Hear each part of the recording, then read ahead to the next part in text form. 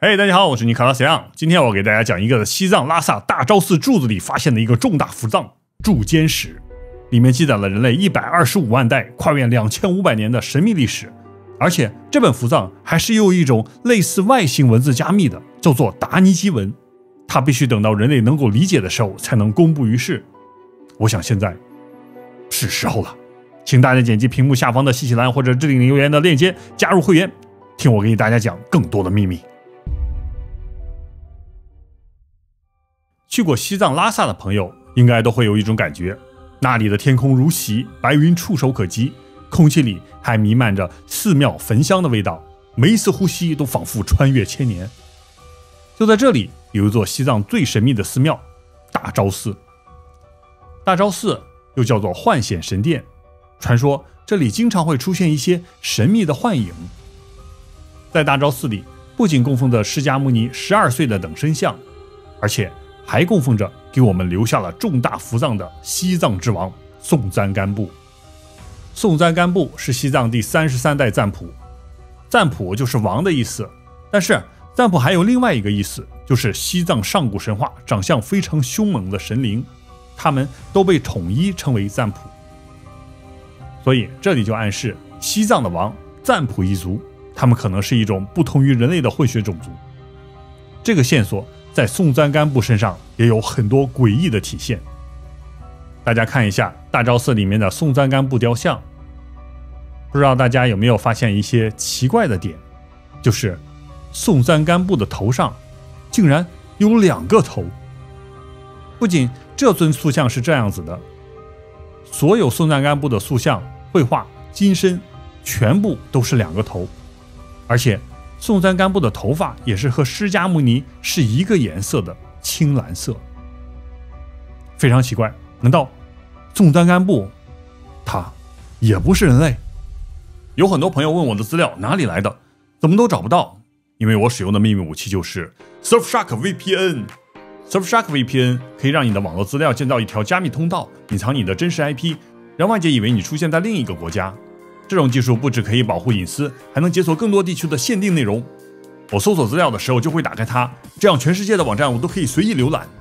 比如奈飞、台湾、新加坡、香港看不到的影集，只要一点 Surfshark VPN， 立刻就可以切换到美国、日本，热片1秒解锁。而且如果你使用咖啡厅或机场的免费 WiFi， 一定要小心，因为骇客可以随时偷取你的个人隐私和密码。这时候只要打开 Surfshark VPN， 数据立刻加密，安全又方便。Surfshark 有超过100个国家的3000多台伺服器，一个账号可以全家使用，手机、平板、电脑一个不能落下。它还有 Clean Web 功能，能挡掉广告跟超过100万个恶意网站，让你浏览速度又快又安全。现在马上点击影片资讯栏和置顶留言的连接 surfshark.com/Nicholas Young， 使用我的专属优惠码 Nicholas Young， 就能额外获得4个月的使用期。快和我一起下载并使用 Surfshark VPN， 自由探索网络世界吧。好了，感谢大家支持，我们继续。松赞干布的双头来历在柱间史中有详细的记载。当时松赞干布出生的时候，和耶稣、释迦牟尼是一样的，都是有一道白光出现。这道白光唰的一下射入松赞干布母亲的体内。10个月之后，松赞干布就出生了。但是当他诞生的时候，大家一看都惊呆了，发现他竟然和释迦牟尼一样，都有传说中的32相和80种好。更加奇怪的是，他头上还长出一个头啊，一个佛头。柱间史称其为阿弥陀佛头。当时松赞干布他爸一看啊，2个头，吓得都不知道怎么办了，心想如果被别人看到就完蛋了，肯定会遭来非议。所以他就赶紧用布把松赞干布的头给绑了起来，绑得尖尖的高高的。但是有一天早晨，松赞干布刚起床，还没来及洗缠头，这时候就被上早朝的大臣们看见了。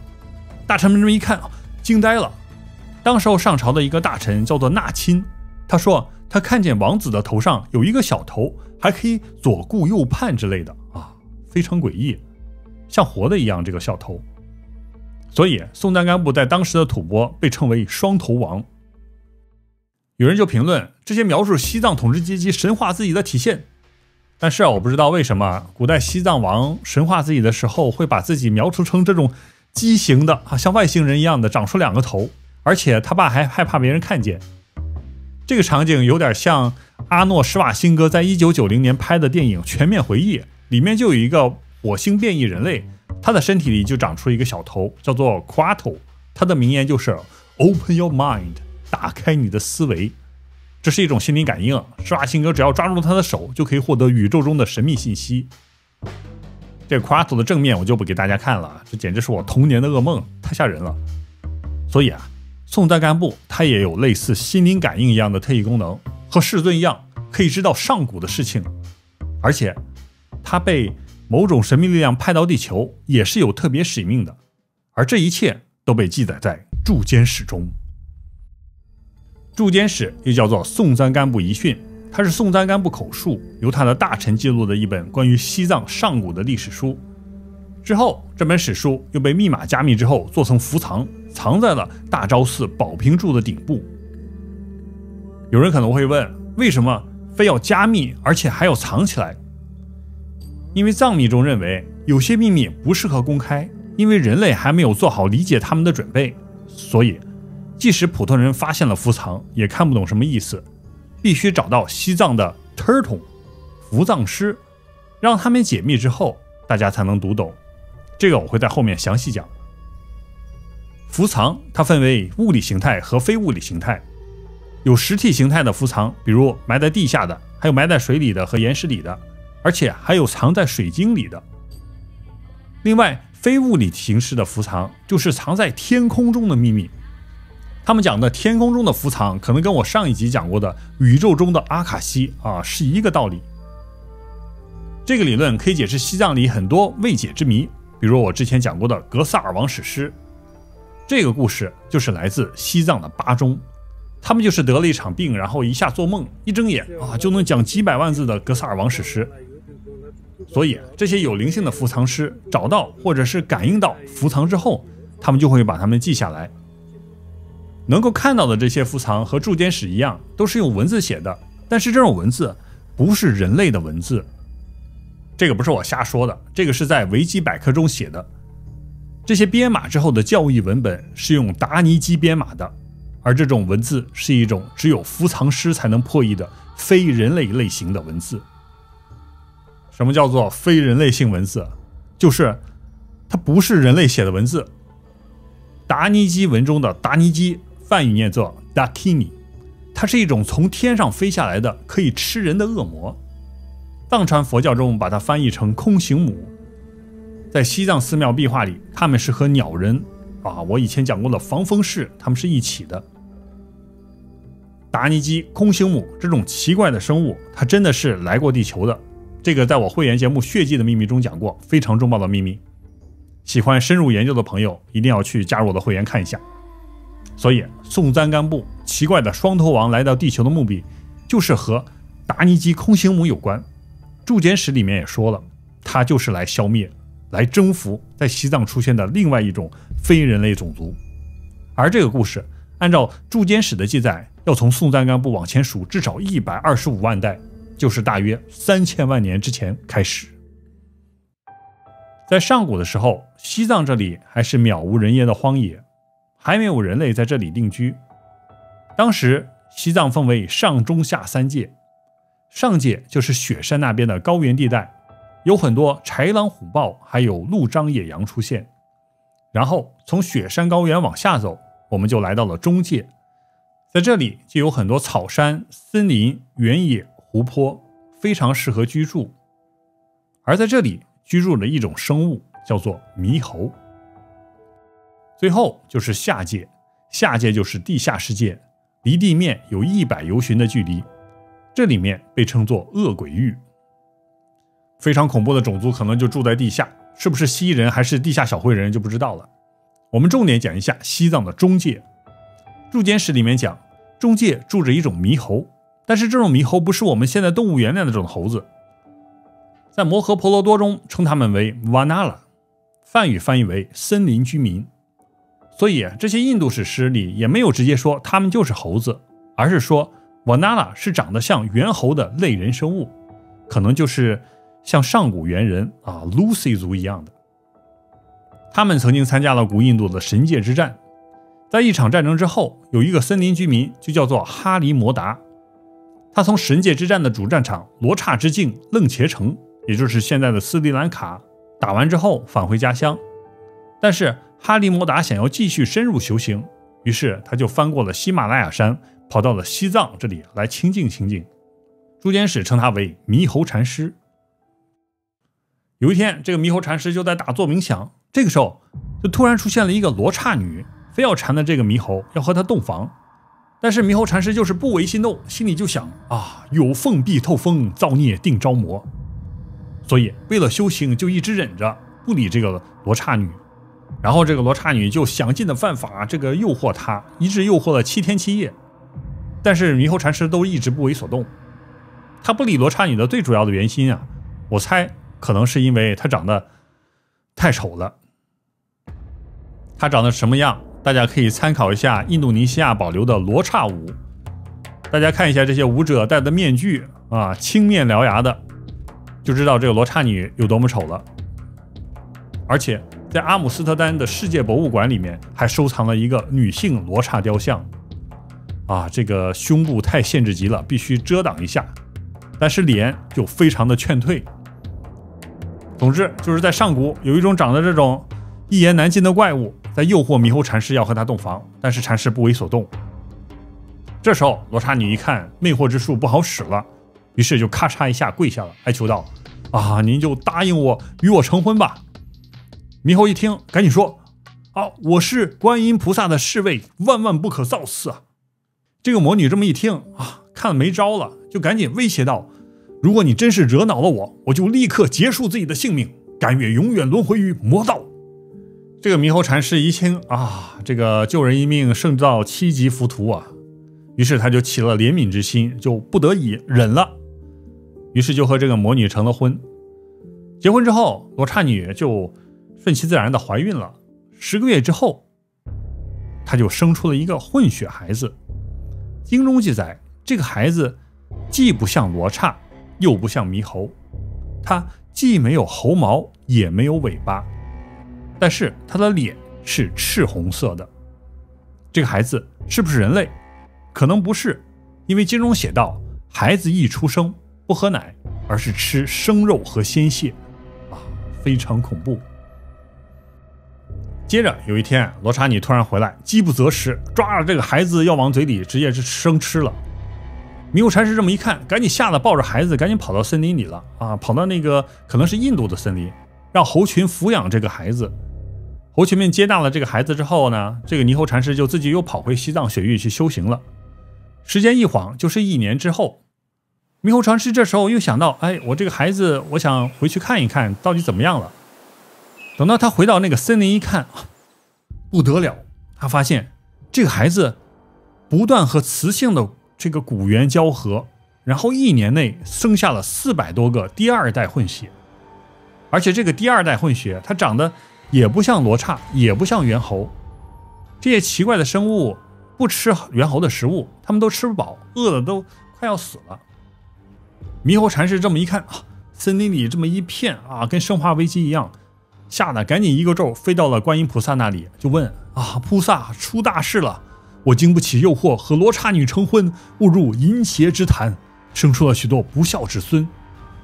现在他们食不果腹，而且马上要堕落成恶鬼，看来他们注定要下阿鼻地狱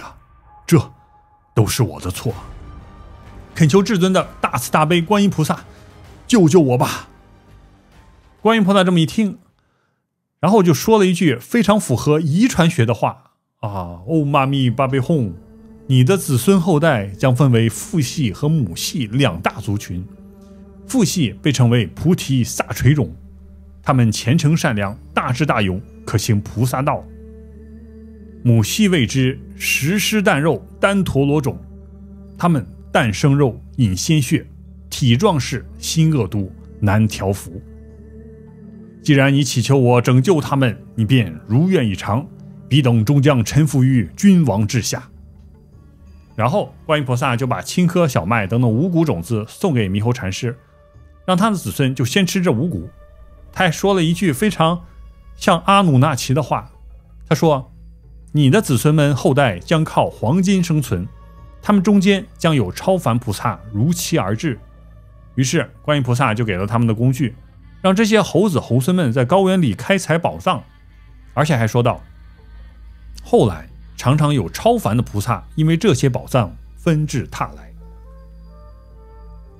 这一段不知道是不是传说中的阿努纳奇来到地球，创造了一种新的生命，为他们开采黄金的故事。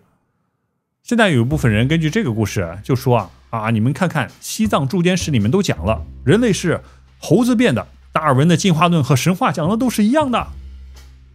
还有人从这里推测说西藏古人都是猕猴变的这个各种的奇谈怪论。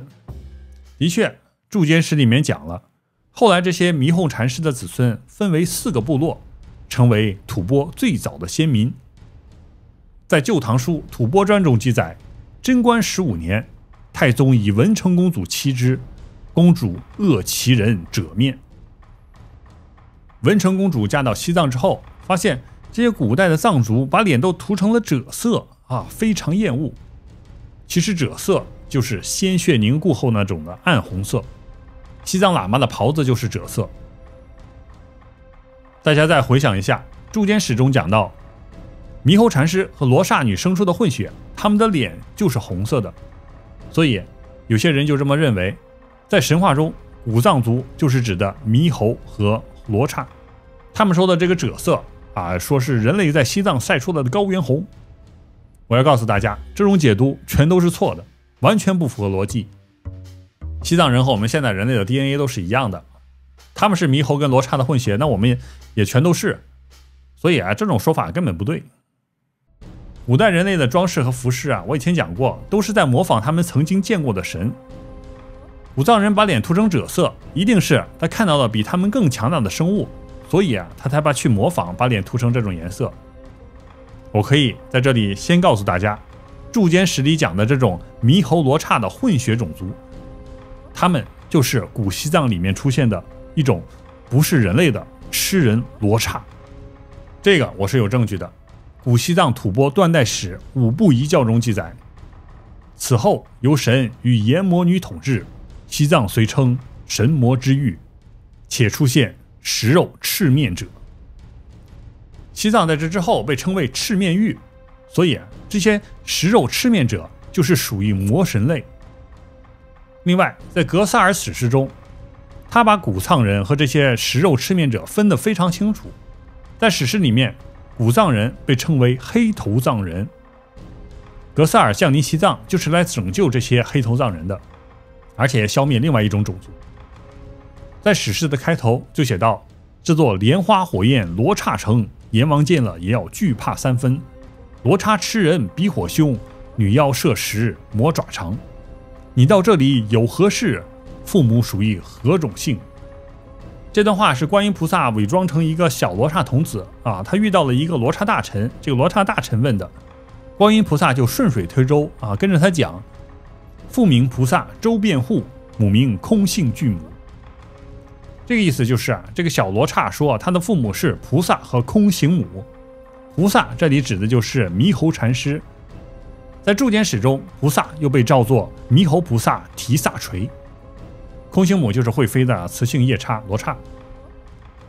我讲的格萨网传说大家还要看一下。接着这件事我们的无所不知的伟大世尊释迦牟尼他也讲过，在大乘入楞伽经的断食肉品中，世尊这么说道，曾经有一个国王和一个母狮交合，最长者名曰班族，后得作王，领7亿家，食肉于席，非肉不食，初食禽兽，后乃至人，所生男女悉是罗刹。世尊讲的这个母狮子其实就是面相长得类似狮子獠牙的母罗刹，他们的第一胎就叫做班族，就是铸剑史里面写的那个。后来这个班族不断繁衍，最后称王，并且带领手下7亿罗刹众。因为罗刹繁殖的太快，一下山中的禽兽都被他们吃完了，后来他们就开始吃人。而且世尊强调他们所生男女悉是罗刹，所以这个食肉者面人他就不是人类。还有一部佛经叫做雪山夜叉经。夜叉和罗刹都是一样的啊，这里面就讲了从雪山上下来2个夜叉。大家注意，从雪山上下来的夜叉可能就是喜马拉雅山那边过来的，他们跑到佛祖这里问法。这2个夜叉，一个叫做七月夜叉，一个叫做乐山夜叉。他们2个也是突然发现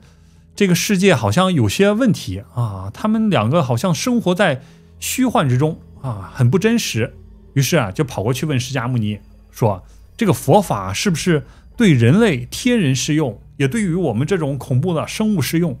一切众生不分亲疏呢？佛法可不可以帮助我们控制嗜血的本性，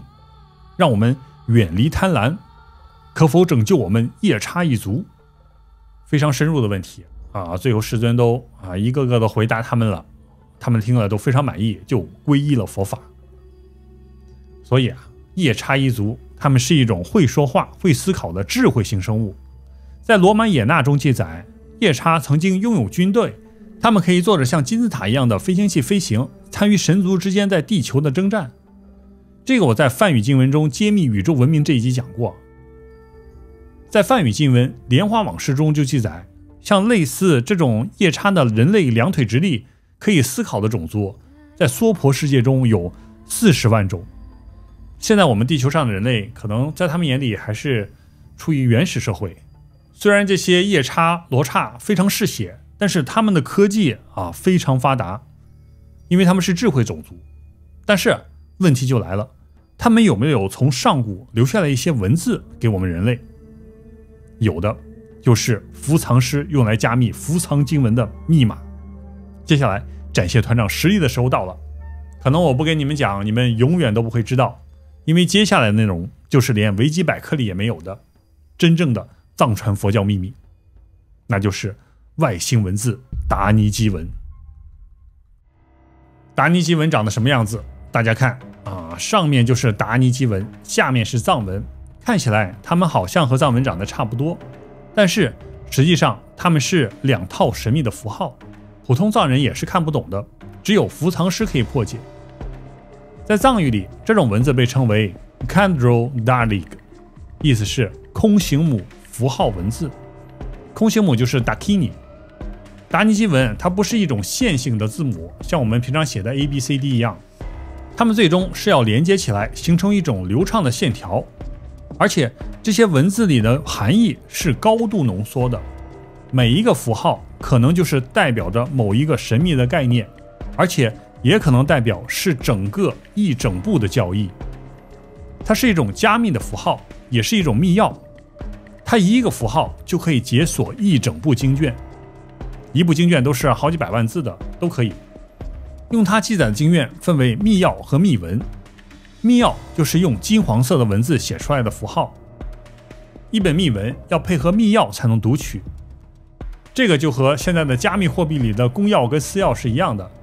金色的就是私钥，在大昭寺里找的铸坚石，它就是公钥。公钥大家都能看到，但是看不懂。私钥它是保存在伏藏师手里的，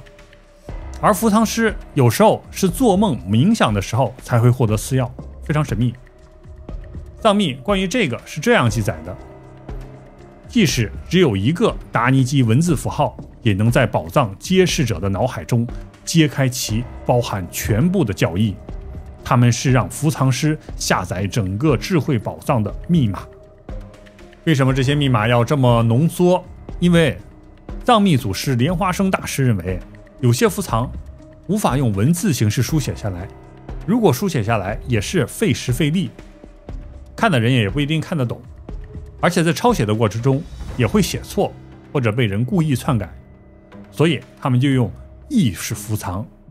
把这些秘密藏在宇宙里，藏在这个阿卡西里，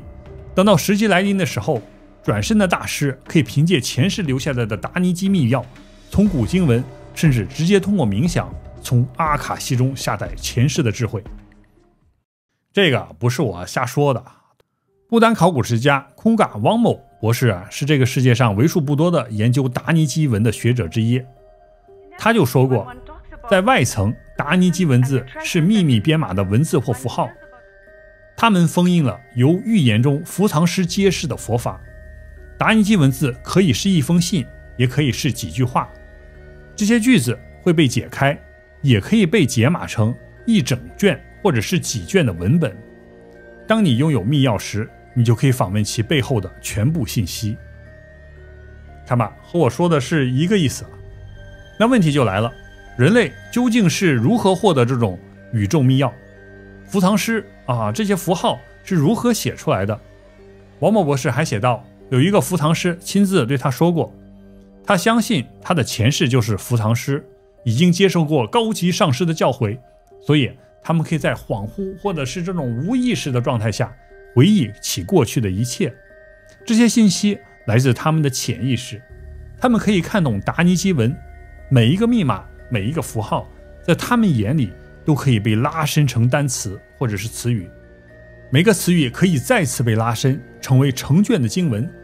这种速记是如此的独特，和现在的速记是不一样的，但是我们伏藏师可以学习和记住。所以这个达尼基文可能是一种超越三维空间的文字，我们人类只能看到表面的符号，但是这个伏藏师可以通过冥想看到这个符号后面的这一连串的伸出来的这种信息。就好比我们看一个字典，这么看，这个角度里它就是一张 A4 纸，但是高维度人的看，他就可以发现这是一本字典，然后更高维度的人接着看，它就不是一本字典，而是一套字典无数的经卷，太神秘了。然后我再告诉大家一个秘密，就是去过西藏的朋友应该会看到寺庙里有一些佛像或者是唐卡，就是一些欢喜佛，他们都是搂在一起的于是有一些心怀鬼胎的人就说要修藏密必须要和我双修才可以于是藏传佛教就发生出很多性侵事件。所以我今天告诉大家这个是什么意思。大家看一下这些唐卡佛像，你们有没有发现这里面画的他们都是人类吗？他们其实都不是人类，他们都是罗刹一族，各种颜色的，好多手的，红色的就是空行母，它不是人类。因为他们储藏的知识都是用达尼基文，而达尼基文又是一种多文文字，所以要传授这种文字的时候，就不能通过读写来传授，而必须是用一种类似双修的形式来传递。大家看这些抱在一起的罗刹，他们的头顶上都是有第三只眼睛的，这个不是符号，是真的，就是它长了第三只眼睛。我个人推测他们是用这种第三只眼睛进行对视，然后通过某种信息能量来传递知识。这个不是我说的，祖鲁大师摩托瓦也是这么说的。在他的记录中有一段，就是他讲到在蜥蜴人将要死去的时候，他的后代就是用眼睛来对视他的长辈，来获取他族人储存一生的知识。所以蜥蜴人罗刹一族他们的科技可以非常快的速度发展，因为都不用上这个9年义务制小学了直接就是点对点的传输，一下一个小孩就学会了一切大人的知识。所以看完这一集之后，请大家不要叫我尼克拉斯杨仁波切，大家只要多多加入我的会员，听我讲更多的秘密就可以了。下一期会员节目我会讲一下铸剑史中提到的另一条时间线，就是从光阴天人开始到释迦牟尼的祖先大日族这一条。而且里面还有一个非常有意思的故事，就是释迦族里面也有一个人被另外一种 DNA 所感染，然后他生出了另外一种混血种族。释迦族一看也是吓得把这个孩子给扔了，然后这个孩子他也不是人类，他头上有一根闪亮的线，可以回到天界。好了，今天的故事就到此为止了，感谢各位游戏天台和 Surfshark VPN 的大力支持，请多多点赞关注，帮我冲到50万粉丝，到时候会有新的秘密，我们下期再见。